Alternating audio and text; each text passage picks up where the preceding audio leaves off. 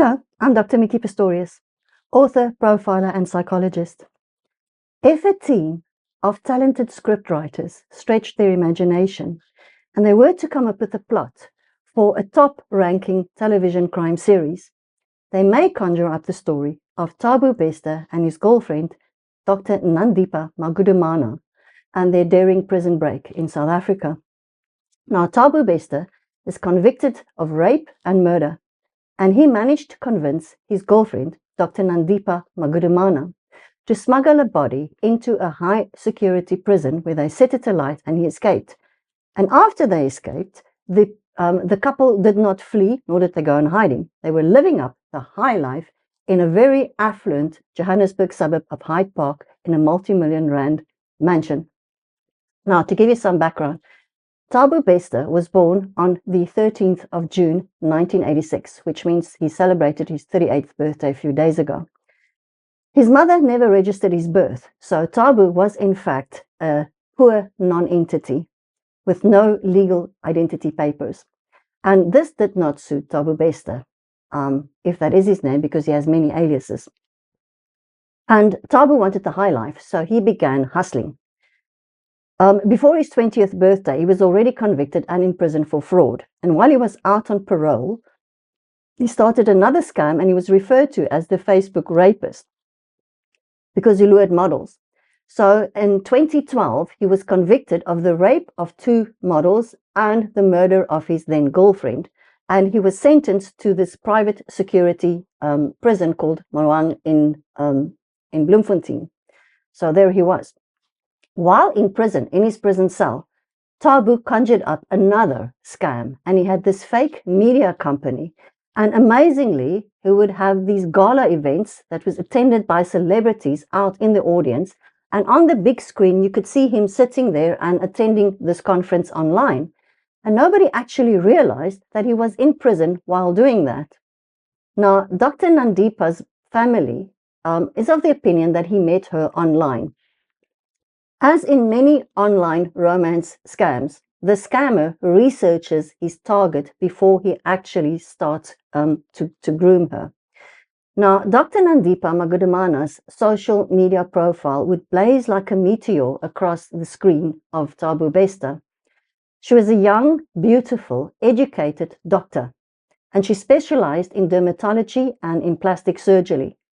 And she founded the Optimum Medical Aesthetics Solution practice in Sandton, another affluent suburb which was frequented by the rich and the famous.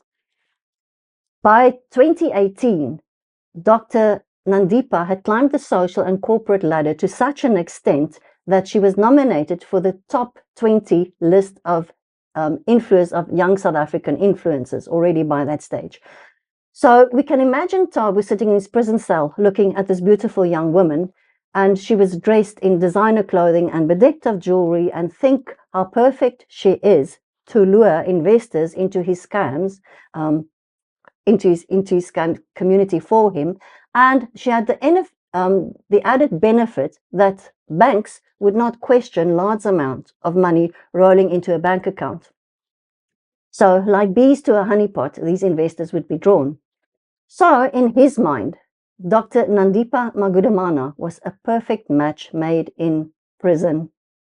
Now, what would motivate a woman to do this? We need to ask ourselves. He groomed her and he set up the alias of TK Ngwana, and he became her mentor.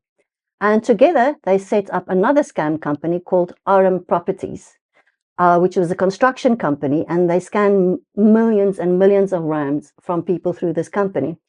So here is up-and-coming Dr. Nandipa with her very, very successful aesthetic practice. She's a director there, and she's a director of RM Properties. She's this very successful businesswoman. But behind this facade, she's beginning to visit her lover in prison secretly, where they are plotting this elaborate escape. Now, by now, she was very much in love with him, and the fact that he was convicted of rape and murder, and the fact that she was married, did not deter her or him. She would do anything for him to get him out. So the plan that they had was, since she was a doctor, she would secure bodies from morgues, which they would then smuggle into prison. Now, 2 attempts of getting these bodies failed. As a matter of fact, the first body ended up in a river, and it had a tag of the mortuary still on its toe. And in each case, the coffins of these bodies would be filled with meat or maize meal. The plot thickens. And then, by some dark means, she got hold of another body, and on the 3rd of May 2022, she smuggled this body into prison, and with the help of the bribed prison wardens, his cell was set in light with the body inside, and he escaped. He did not go into hiding. They lived it up in this multi-million rand, as I said, mansion in Hyde Park, spending all this money. Now, in the meantime, after his death, the Department of Correctional Services notified the public that he had died in this burning cell. And then a news agency called Ground Up thought this was a bit suspicious. How could this prisoner commit suicide by incinerating himself in a cell in prison and nobody else was hurt? So they began investigating. And lo and behold, a month later, they spotted him buying groceries in an upmarket departmental store in Sandton. So what is going on here? Obviously, there was some kind of cover-up, and then a little bit of investigation showed them that his body was claimed by Dr. Nandipa Magudumana, and she claimed to be his common-law wife. And then they came upon this trail of the bodies that she tried to secure from the morgue. Now, Dr. Nandipa did get Thabo's body and transfer it to the Soweto morgue, where she wanted it incinerated, of course, to get rid of the DNA. However, 2 very alert policemen stopped this whole process. In the meantime, as I said, they're living it up in this mansion. Now, questions need to be asked. First of all, why was deceased Thabo buying groceries in Sandton? Who was the body that was found in his cell that was incinerated? Were there any autopsies, and what was his link to Dr. Nandipa? In August 2022, the body was identified as Katleheng Bereng, and the autopsy showed that he actually died due to blunt force trauma to his head. So he was dead before he was burned. So there was a cover-up already.